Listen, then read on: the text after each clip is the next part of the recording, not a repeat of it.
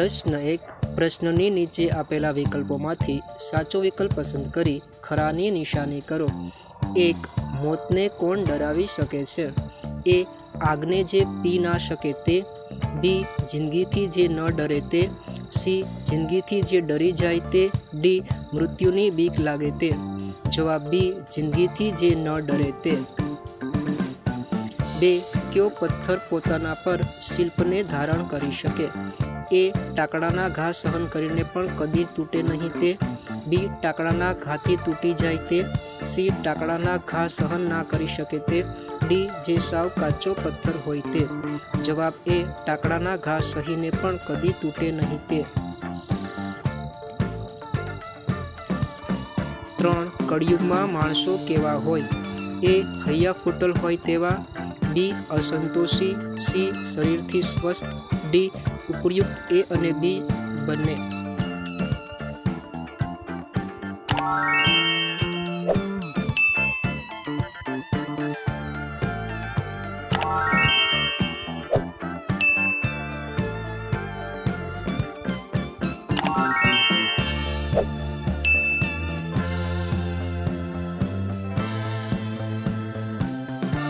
જવાબ બી. માતૃત્વની ભાવનાના દર્શન થાય છે. પ્રશ્ન 2. નીચેના પ્રશ્નોના 2-3 વાક્યોમાં ઉત્તર લખો. 1. શાણા કઈ વાત શાનમાં સમજી જાય છે? જવાબ. જે માણસના શરીર કામ કરવા તૈયાર ન હોય, એટલે કે આળસુ બનીને પડ્યા રહેતા હોય, જે હૈયા ફૂટલ હોય, મનથી હારી ગયેલા હોય, ગમે તેટલું મળે તો પણ સંતોષ ન હોય, એ કળિયુગના માણસોના લક્ષણો અલગ અલગ હોય છે. આ વાત શાણા શાનમાં સમજી જાય છે. 2. આગને કોણ ઠારી શકે? જવાબ. આગને પી શકે તે જ આગને ઠારી શકે છે. કવિ કહે છે,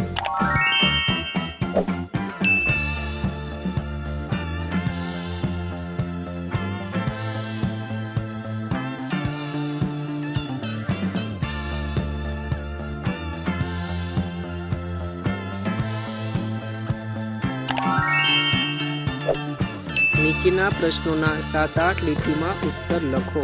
1. ટાકણાના ઘા સહીને પંક્તિમાં તમને શું શીખવા મળે છે? સમજાવો.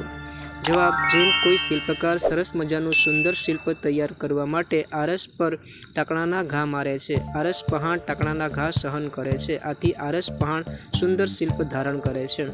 કવિએ સમજાવ્યું છે કે માનવીએ પણ જિંદગીમાં અડગ આત્મવિશ્વાસથી જીવવાની જરૂર છે. ગમે તેવી વિકટ પરિસ્થિતિમાં પણ મનુષ્ય અડગ ઊભા રહીને સામનો કરવો જોઈએ.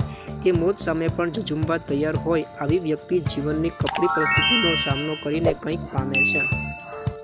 પ્રશ્ન 4. અર્થ વિસ્તાર કરો. જવાબ. જિંદગીથી ના ડરે એ મોતને ઠારી શકે. ઉપરોક્ત પંક્તિમાં કવિએ દ્રઢ આત્મ મનોબળ પર ભાર મૂક્યો છે. જે વ્યક્તિ જિંદગીમાં કપરી પરિસ્થિતિનો સહેજ પણ ડર્યા વગર, નિરાશ થયા વગર સામનો કરે છે, એ મોતથી ડરતી નથી, હિંમતથી તેનો સામનો કરે છે. જે આગથી ડરતી નથી તે જ વ્યક્તિ આગને ઠારી શકે છે.